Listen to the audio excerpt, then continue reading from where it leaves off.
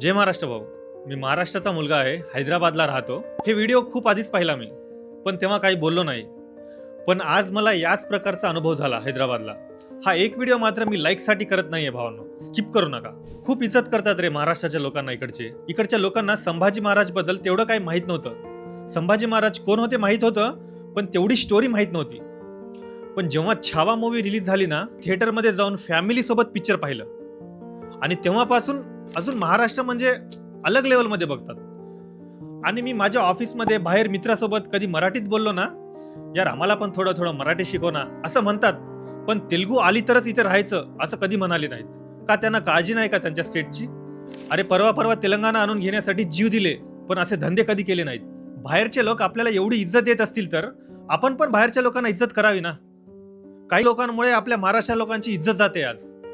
अरे त्यांना मराठी येत नाही ना, तुम्हाला तेवढी काळजी असेल तर त्यांना शिकवा. संस्था ओपन करा बाहेरच्या लोकांसाठी, शिकवा मराठी, पण गुंडागर्दी करू नका.